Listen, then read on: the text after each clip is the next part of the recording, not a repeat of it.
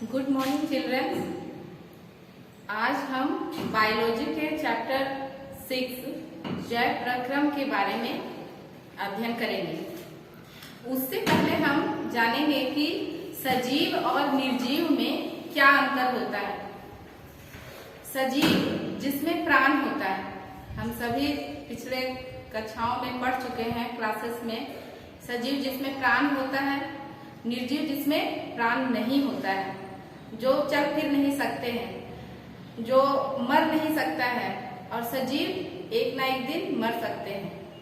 इसके अलावे भी इसमें सबसे बड़ा अंतर होता है कि सजीवों में अणुओं का एक व्यवस्था पाया जाता है।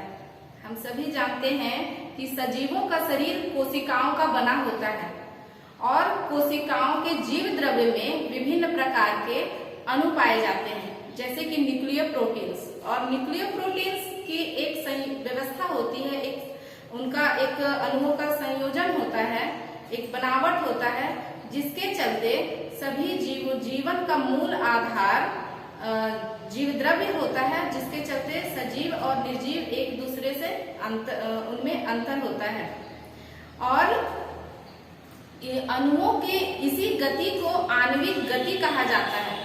जैसे एक सोया हुआ जीव जानवर भी, उसके अंदर भी भीतर आणविक गति होती रहती है, जिसके कारण हम कहते हैं कि वो सजीव है। उसमें कुछ उसके शरीर के भीतर आणविक गति हो रही है। ठीक है, तो अब इसके बाद हम लोग जानेंगे जैव प्रक्रम।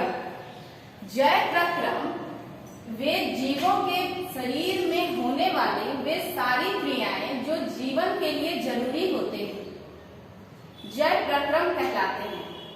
या वे सभी क्रियाओं जो सम्मिलित रूप से अनुरक्षण का मतलब होता है रख रखाव का कार्य करते हैं, जैव प्रक्रम कहलाते हैं। जैसे पोषण, श्वसन, वहन, उत्सर्जन। पोषण का मतलब होता है कि भोजन करना, जीव भोजन करता है तो उस क्रिया को पोषण कहा जाता है। श्वसन, सांस लेने की क्रिया।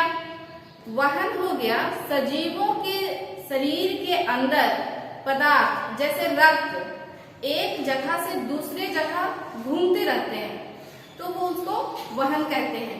और उत्सर्जन में होता है कि अनपचा पदार्थ जो शरीर के लिए अनुपयोगी है, उनको शरीर से बाहर त्यागना, निकालना। ठीक है, तो जैव प्रक्रम जीवों के शरीर में होने वाली उन सभी क्रियाओं को कहा जाता है। अब इसमें से एक क्वेश्चन आता है कि जनन को जैव प्रक्रम क्यों नहीं कहा जा सकता है। जनन भी सजीवों का मुख्य गुण है, लेकिन उसका संबंध जैव प्रक्रम से नहीं होता है, यानी उन क्रियाओं से नहीं होता है जो जीवन का अनुरक्षण, जो जीवन के लिए, जीवित रहने के लिए जरूरी होती है। इसलिए उसका सीधा संबंध जैव प्रक्रम से नहीं होता है, इसलिए उनको जनन को जैव प्रक्रम नहीं कह सकते हैं।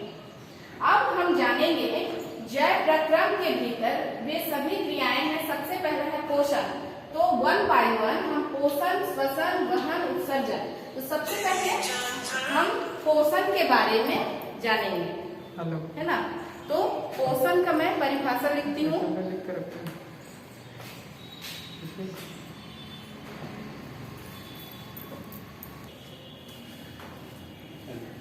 पोषण यानी न्यूट्रिशन। ठीक है, पोषण वह विधि है जिसमें जीव पोषक तत्वों को ग्रहण कर उनका उपयोग करते हैं, पोषण कहलाता है। यानी भोजन लेना, जीव भोजन करते हैं, उसमें पोषक तत्वों को ग्रहण करते हैं और उसका उपयोग फिर करते हैं, तो उस क्रिया को पोषण कहते हैं। पोषण की 2 विधियां हैं, मुख्यतः 2 प्रकार का यह होता है, स्वपोषण और परपोषण। स्वपोषण को इंग्लिश में ऑटोट्रॉफिक न्यूट्रिशन कहा जाता है। यह 2 ग्रीक शब्दों से मिलकर बना हुआ है।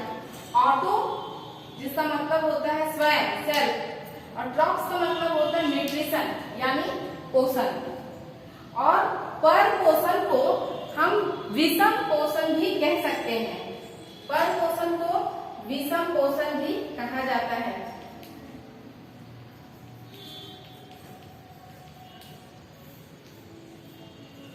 इंग्लिश में इसको कहा जाता है heterotrophic nutrition, HETERO heterotrophic TROPHIC heterotrophic nutrition. अब हम स्वपोषण के बारे में जानेंगे। ठीक है, स्वपोषी ऐसे जीव जो अपने भोजन के लिए अन्य जीवों पर मतलब दूसरे जीवों पर निर्भर न रहकर अपना भोजन स्वयं बनाते हैं, स्वपोषी कहलाते हैं। और इस प्रकार के पोषण विधि को स्वपोषण कहा जाता है। जैसे कि सभी हरे पौधों में क्लोरोफिल पाया जाता है। क्लोरोफिल क्लोरोप्लास्ट के अंदर। अब यहाँ पर जानेंगे कि पौधों में पत्तियां जो होती हैं तो पत्तियों में क्लोरोप्लास्ट पाया जाता है। जो स्पंजी कोलोनकामा उत्तक है उनमें क्लोरोप्लास्ट पाया जाता है। क्लोरोप्लास्ट के भीतर क्लोरोफिल एक वर्णक होता है, पिगमेंट होता है जो पाया जाता है, जिसके कारण पत्तियों का रंग हरा होता है। और दूसरा है कि क्लोरोफिल की उपस्थिति के कारण ही सूर्य के प्रकाश द्वारा पेड़ पौधे हवा से कार्बन डाइऑक्साइड और जल द्वारा भोजन निर्माण करते हैं, जिस प्रक्रिया को प्रकाश संश्लेषण कहा जाता है। तो स्वपोषी सभी हरे पौधे स्वपोषी होते हैं, यानी कि उनमें भोजन बनाने की वो भोजन स्वयं बनाते हैं। ठीक है, अब जानेंगे पर पोषण के बारे में या विषम पोषी के बारे में। अब जानते हैं पर पोषण या विषम पोषण के बारे में। इसकी परिभाषा जान लेते हैं। ऐसे जीव जो अपने भोजन के लिए दूसरे जीवों पर निर्भर रहते हैं विषम पोषी या पर पोषी कहलाते हैं। और पोषण की इस विधि को पर पोषण या विषम पोषण कहते हैं। जैसे कि इस प्रकार के पोषण सभी जीव जंतुओं में पाया जाता है। अब हम जानेंगे कि विषम पोषण को भी पर पोषण को भी 3 भागों में बांटा गया है। मृतजीवी पोषण, परजीवी पोषण और तीसरा है प्राणी संपोषण। ठीक है, मृतजीवी पोषण। अब इसके बारे में जान लेते हैं, इसकी परिभाषा लिख लेते हैं। मृतजीवी पोषण यानी सेप्रोफाइटिक न्यूट्रिशन पोषण की वह विधि जिसमें जीव मृत जंतुओं और पौधों के शरीर से अपना भोजन अपने शरीर की सतह से अवशोषित करते हैं, मृतजीवी कहलाते हैं। तथा पोषण की यह विधि मृतजीवी पोषण कहलाता है। मृत जंतुओं और पौधों के शरीर का मतलब हो गया कि पेड़ पौधे जो जमीन पर सड़ते गलते रहते हैं, जीव जंतुओं जो मर जाते हैं, जो सड़ते गलते रहते हैं जमीन में, तो उनके सड़े गले पदार्थों से जो पोषण क्रिया होती है, जो जीव इस तरह का भोजन करता है, जैसे कि कवक, बैक्टीरिया। कवक तो अंदर आ गया मशरूम, जो मशरूम हम बरसात के दिनों में देखते हैं वो कवक का ही उदाहरण है। तो उनमें किस प्रकार भोजन लेने की क्रिया होती है? तो मृत जीवी पोषण, यानी वे उन जीवों को मृत जीवी कहा जाता है और उनमें पोषण का जो प्रकार है वो कहलाता है मृत जीवी पोषण, क्योंकि वो मृत जीव जंतुओं से अपना भोजन को ग्रहण करते हैं।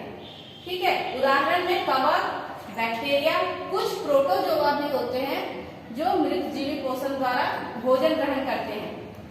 अगला आते हैं परजीवी पोषण, पैरासाइटिक न्यूट्रिशन।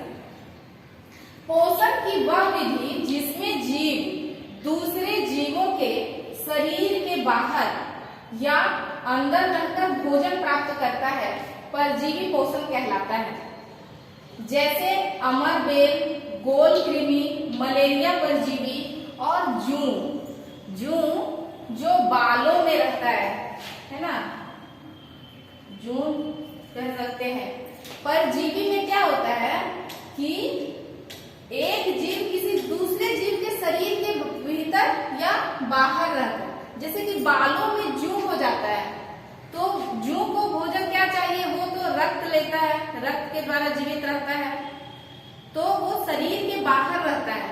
लेकिन पेट के अंदर गोल कृमि होता है जो शरीर के भीतर रहता है, तो ये गोल कृमि शरीर के भीतर रहकर जीवित है। तो एक जीव जब दूसरे जीव के शरीर के भीतर या बाहर रहता है और उनमें उससे भोजन प्राप्त करता है, तो उसको कहा जाता है परजीवी पोषण, और वैसे जीवों को परजीवी कहा जाता है। ठीक है बच्चों, आज क्लास में बस इतना ही तक। नेक्स्ट क्लास में इससे आगे मैं बताऊंगी।